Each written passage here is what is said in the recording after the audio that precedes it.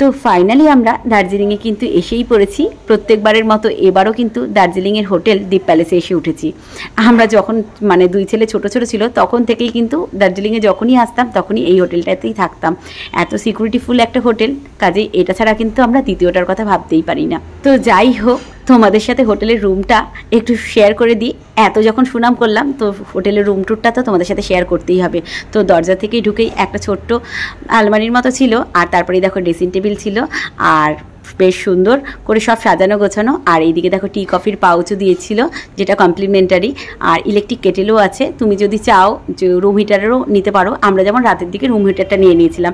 দিনের বেলা সাধারণত মানে হোটেলে থাকা হয় না বলে অতটা আর ঘুরেই বেড়ানো হয়, তাই জন্য হোটেলে মানে শুধু শুধু ভাড়া দিয়ে রুম হিটার নেওয়ার কোনো মানেই হয় না। আমরা একবারে রাতের দিকে নিয়েছিলাম। হোটেলটা খুব ভালো, বাথরুমও ছিল ভীষণ পরিষ্কার। আর দেখো হোটেলে একটু ফ্রেশ হয়ে নিয়েই তারপরে কিন্তু আমরা মেলে বেরিয়ে পড়েছি। দার্জিলিংয়ে আসবো, হোটেলে কতক্ষণ বসে থাকবো, মেলে ঘুরবো না সেটা আবার হয় নাকি।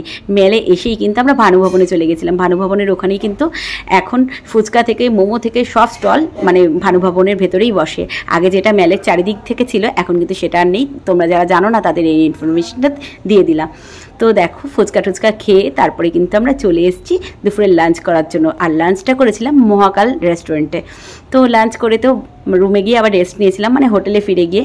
তো বিকেলবেলায় আমরা ড্রেস চেঞ্জ করিনি, বিকেলবেলায় আমরা আবার মেলে চলে এসেছিলাম। মেলে এসে সন্ধ্যেবেলা এই ঠান্ডার মধ্যে মানে দুটো সোয়েটার চাপিয়ে চা বা কফি খেতে আসবো না, এটা তো হতেই পারে না। তো দেখো তোমাদের দাদা ভাই দুই ছেলে সবাই মিলে একসাথে কিন্তু মেলে এসে কফি খাচ্ছিলাম।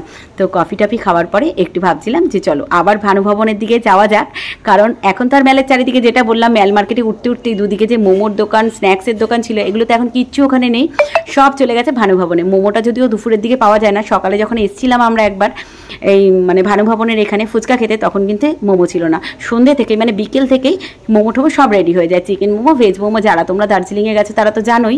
আর আমার ছোটো ছেলেটা দেখো ফুচকা খেতে এত পছন্দ করে, আমরা মোমো খেলাম কিন্তু ও কিন্তু মানে মোমোটা খেলো না, ও আবারও ফুচকা খাবে। আর ফুচকাটাও ভীষণ টেস্টি। যারা দার্জিলিংয়ে গিয়ে ফুচকা খেয়েছো তোমরা তো জানোই ওখানে তেঁতুলের জল নয় ওই পুদিনার জল দিয়ে বানানো হয় ফুচকাটা। তো যাই হোক ঠান্ডার মধ্যে কিন্তু বেশ ভালোই লাগছিলো। আমি আবার রাত্রেও একটা ট্রাই করেছিলাম।